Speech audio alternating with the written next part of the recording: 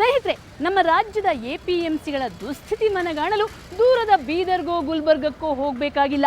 ಬದಲಾಗಿ ಬೆಂಗಳೂರಿನ APMC yard ಒಳಗೆ ಎಂಟ್ರಿ ಕೊಟ್ಟರೆ ಸಾಕು, ಎಲ್ಲ ಚಿತ್ರಣಗಳು ಕಣ್ಮುಂದೆ ಬರುತ್ತೆ. ಇಲ್ಲಿ ರೈತನ ಮೇಲೆ ಕ್ಷಣ ಕ್ಷಣಕ್ಕೂ ಕೂಡ ಶೋಷಣೆ ನಡೆಯುತ್ತೆ. ಹೆಜ್ಜೆ ಹೆಜ್ಜೆಗೆ ಮೋಸ ಆಗುತ್ತೆ. ಆತನ ಮೇಲಾಗುತ್ತಿರುವ ದರ್ಪ ದಬ್ಬಾಳಿಕೆ ಕಂಡ್ರೆ ನಮ್ಮ ಮೈಯೇ ಉರಿದು ಹೋಗುತ್ತೆ. ಅದು ಹೇಗೆ ಅಂತ ಚಿತ್ರ ಸಮೇತವಾಗಿ ವಿವರಿಸ್ತೀನಿ ಬನ್ನಿ. ಕೋಲಾರದ ರೈತನ ನೋವು ಆಲಿಸಿ ನಾವು ಬೆಂಗಳೂರಿನ ಎಪಿಎಂಸಿ ಯಾರ್ಡ್ನ ತರಕಾರಿ ಮಾರುಕಟ್ಟೆಗೆ ಎಂಟ್ರಿ ಕೊಟ್ರೆ ಭಯಾನಕವಾದ ದೃಶ್ಯಗಳು ನಮ್ಮನ್ನ ಸ್ವಾಗತಿಸಿದವು. ನಾನಿವತ್ತು ಸಿಲಿಕಾನ್ ಸಿಟಿ, ನಮ್ಮ ರಾಜಧಾನಿ, ನಮ್ಮ ಬೆಂಗಳೂರು ಅಂತ ಹೆಮ್ಮೆಯಿಂದ ಹೇಳ್ಕೊಳ್ಳುವಂಥ ಬೆಂಗಳೂರಿನ ಎಪಿಎಂಸಿ ಯಾರ್ಡಲ್ಲಿದ್ದೀನಿ. ಇಲ್ಲಿನ ತರಕಾರಿ ಮಾರುಕಟ್ಟೆಯ ದುಸ್ಥಿತಿ ಹೇಗಿದೆ ಅನ್ನೋದನ್ನು ನೇರವಾಗಿ ತೋಟಗಾರಿಕಾ ಸಚಿವರಿಗೇ ತೋರಿಸ್ತೀನಿ. ಇದು ನಮ್ಮ ತರಕಾರಿ ಎಪಿಎಂಸಿ ಯಾರ್ಡ್ನ ಪರಿಸ್ಥಿತಿ. ಇಡೀ ತರಕಾರಿ ಮಾರುಕಟ್ಟೆ ಕೊಚ್ಚೆಯಾಗಿದೆ. ಈಗ ಮಳೆ ಬರ್ತಿಲ್ಲ, ಆದರೂ ಕೂಡ ಮಳೆ ಬಂದ ರೀತಿಯಲ್ಲೇ ಕೊಚ್ಚೆ ಇದೆ. ಹಾಗಾದರೆ ಮಳೆಗಾಲದಲ್ಲಿ ಇಲ್ಲಿನ ರೈತರ, ಇಲ್ಲಿನ ವ್ಯಾಪಾರಸ್ಥರ ಪರಿಸ್ಥಿತಿ ಹೇಗಿರ್ಬೋದು ಅನ್ನೊಂದು ಯೋಚಿಸಿಯೇ ನಿಜವಾಗ್ಲೂ ಚಿಂತೆ ಆಗ್ತಿದೆ. ರೈತ ವರ್ಷ ಇಡೀ ಬೆಳೆದಂಥ ಬೆಳೆ ಯಾವ ರೀತಿ ನರಕ ಸೇರುತ್ತೆ ಅನ್ನೋದನ್ನು ನೋಡಿ. ಇಲ್ಲಿ ಈ ರೀತಿ ಮೂಟೆಗಳು ಕೊಚ್ಚೆ ಮಧ್ಯದಲ್ಲೇ ಇರುತ್ತೆ. ಕೊನೆಗೆ ಇದನ್ನು ತಗೊಳ್ಳೋ ಕೂಡ 100 ಬಾರಿ ಯೋಚನೆ ಮಾಡಬೇಕಾಗುತ್ತೆ. ಈ ರೀತಿ ಕೊಚ್ಚೆಯಲ್ಲಿರುವ ತರಕಾರಿ ನಾನು ತಿನ್ಬೇಕಾ ಅನ್ನುವಂಥ ಯೋಚನೆ ಬರುತ್ತೆ.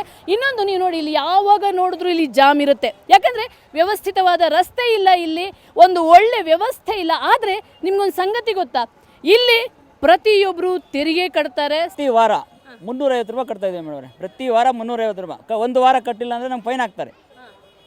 ಆದರೆ ಅದು ಆ ಹಣ ಎಲ್ಲೂ ಹೋಗ್ತಾ ಇದೆ. ಅಟ್ಲಿ ನಮಗೊಂದು ವ್ಯವಸ್ಥೆ ಮಾಡಿಕೊಡೋದು ಬೇಡವಾ ಅವರು? ನಾವು ಇಷ್ಟೆಲ್ಲ ಎಷ್ಟೋ ಸರಿ ನಾವು ಕೇಳ್ಕೊಂಡಿದ್ದೀವಿ, ಕೇಳ್ಕೊಂಡು ನಮಗೆ ಇದೇನು ಯಾವುದೇ ಥರದ ಒಂದು ವ್ಯವಸ್ಥೆ ಮಾಡಿಕೊಟ್ಟಿಲ್ಲ ನಮಗೆ. ರೈತನ ಭವಿಷ್ಯ ಈ ಕೊಚ್ಚೆಯಲ್ಲಿ ನಿರ್ಧಾರ ಆಗುತ್ತಂದ್ರೆ ಯಾರಿಗಾದರೂ ನಂಬಕ್ಕೆ ಸಾಧ್ಯನಾ? ನೋಡಿ, ಈ ರೀತಿಯ ಕೊಚ್ಚೆ ಇಡೀ ಎಪಿಎಂಸಿ ಯಾರ್ಡಲ್ಲಿ ಕಾಣುತ್ತೆ. ಇಲ್ಲಿನ ಜನರಿಗೆ ಕಾಣುತ್ತೆ, ಇಲ್ಲಿನ ರೈತರಿಗೆ ಕಾಣುತ್ತೆ, ವ್ಯಾಪಾರಸ್ಥರಿಗೆ ಕಾಣುತ್ತೆ. ಆದರೆ ನಮ್ಮನ್ನಾಳುವವರಿಗೆ ಕಾಣ್ತಿಲ್ಲ. ಅದೇ ರೀತಿ ಲಂಚ ತಿಂದು ಕೊಬ್ಬಿರುವಂಥ ಅಧಿಕಾರಿಗಳಿಗೆ ಯಾರಿಗೂ ಕಾಣ್ತಿಲ್ಲ. ನನಗನ್ಸುತ್ತೆ ಇಲ್ಲಿ ಯಾವ ಎಪಿಎಂಸಿ ಅಧಿಕಾರಿಗಳು ಕೂಡ ಇಲ್ಲಿ ಬರಲ್ಲ ಅನ್ಸುತ್ತೆ. ಅವರೇನಿದ್ರು ಕೂಡ ಅವರ ಕಚೇರಿಯಲ್ಲೇ ಕೂತು ಮಜಾ ಮಾಡ್ತಿದ್ದಾರೆ ಅನ್ಸುತ್ತೆ. ಯಾವತ್ತಾದ್ರೂ ಇಲ್ಲಿ ಅಧಿಕಾರಿಗಳು ಬರ್ತಾರ? ಯಾವತ್ತು ನೋಡೇ ಇಲ್ಲ ಮೇಡಮ್. ಇಲ್ಲಿ ಅಧಿಕಾರಿಗಳು ಬಂದ್ರೆ ಯಾವತ್ತು ನೋಡೇ ಇಲ್ಲ ಮೇಡಮ್. ಇಲ್ಲಿ ಒಂದು ಸಲಿನೂ ನೋಡಿಲ್ಲ. ನಾವು 15 ವರ್ಷದಿಂದ ನಾನು ಬರ್ತಾ ಇದ್ದೀನಿ. ಒಂದು ಸಲಿನೂ ವ್ಯಾಪಾರ ಮಾಡ್ತಿದ್ದೀವಿ. 12 ವರ್ಷದಿಂದ ಎಲ್ಲ ಬರೀ ಇದೇ ವ್ಯವಸ್ಥೆ ಇರೋದು. ತರಕಾರಿಗೂ ತಟ್ಟಿದೆ ಶಾಪ. ಇಲ್ಲೇನಾದ್ರೂ ಕಮಿಷನ್ ಮಾಫಿಯಾದ ಹಾವಳಿ ಇದೆಯಾ ಅಂತ ಚೆಕ್ ಮಾಡ್ತಾ ಸಾಗಿದೆವು. ಆಗ ನಮಗೆ ತರಕಾರಿ ವರ್ತಕರ ಸಂಘದ ಕಾರ್ಯದರ್ಶಿಗಳು ಸಿಕ್ಕರು. ಅವರ ಬಳಿ ಕಮಿಷನ್ ದಂಧೆ ಬಗ್ಗೆ ಕೇಳಿದಾಗ ಅವರಂದ್ರು, ಮೇಡಮ್, ಕಮಿಷನ್ನು ಇವಾಗ ನಾವು ತೊಗೊಳ್ತಾ ಇಲ್ಲ. ಯಾರೋ ಇವಾಗ ಇದರಲ್ಲಿ ಇವಾಗ ಮಾರೋತ ತೊಗೊಬೇಕು ಅಂತ ಹೇಳಿ ಗೌರ್ಮೆಂಟು ಇದು ಮಾಡಿರೋದು. ಅದು ಯಾರು ತೊಗೋತಾ ಇಲ್ಲ. ಇದೆಯಲ್ಲ, ಕಮಿಷನ್ ಯಾರು ತೊಗೋತಾ ಇಲ್ಲ. ಕಮಿಷನ್ ಯಾರು ತೊಗೋತಾ ಇಲ್ಲ. ಈ ಮಾರೋ ಹತ್ರ ನಾವು ಕಮಿಷನ್ಗೆ ಸೇಕರಣೆ ಮಾಡ್ಕೊಬೇಕು ಅಂತ ಒಂದು ಇದೊಂದು ಆದೇಶ ಕೊಟ್ಟಿದ್ದಾರೆ. ಇಲ್ಲಿ ಯಾವುದು ಸಂಗ್ರಹ ಮಾಡ್ತಿಲ್ಲ. ಇಲ್ಲ, ನಾವು ಮಾಡ್ತಿಲ್ಲ. ಆದ್ರೆ ಇವರು ಹೇಳೋದೇ ಬೇರೆ, ಇಲ್ಲಿ ನಡೆಯೋದೇ ಬೇರೆ. ಇಲ್ಲಿ ಕಮಿಷನ್ ದಂಧೆ ಭರ್ಜರಿಯಾಗಿದೆ ಅನ್ನೋದನ್ನ ರೈತರೇ ಓಪನ್ ಆಗಿ ಹೇಳ್ತಾರೆ. 110 ರೂಪಾಯಿ ಕಮಿಷನ್ ತಂತಾರೆ ರೈತರ ಹತ್ರ. ಮತ್ತು ಮಂಡಿ ಓನರ್ಗಳು ಏನು ಸರಿಯಾದ ವ್ಯವಸ್ಥೆಗಳು ಇಲ್ಲಿ ಇಲ್ಲ. ಹೌದು, ಕಮಿಷನ್ ಇಲ್ಲ. ಇಲ್ಲಿ ರೈತರು ಸಂತೆ ಅಲ್ಲ, ಇದು ಕಮಿಷನ್ ಸಂತೆನೆ ಅಲ್ವಾ? ಕಮಿಷನ್ ಇಲ್ಲ ಮಾಮೂಲಿ. 100ಕ್ಕೆ ಏನೇ ಮಾರಿದ್ರು 110 ರೂಪಾಯಿ ಕಮಿಷನ್ ತಂತಾರೆ.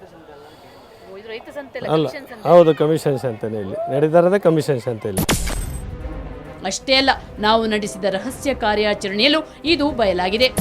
ಒಂದು ಕ್ರೈಟ್ 150 ರೂಪಾಯಿ ನಾನು ಬೆಲೆ ಹೇಳಿದೆ ನಿಮಗೆ. ಈ ಟಮಾಟ್ಗೆ ಖರ್ಚೆಲ್ಲ ಕಾಳೋದು ಮಿನಿಮಮ್ 100 ಕಡೆ ಸಾಕು, ಲಾಸ್ ಆಗಲ್ಲ.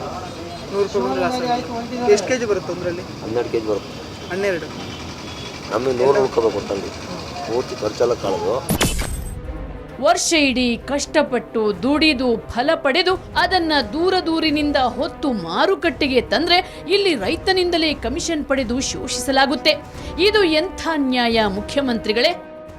ಇದು ಸ್ಯಾಂಪಲ್ ಅಷ್ಟೇ.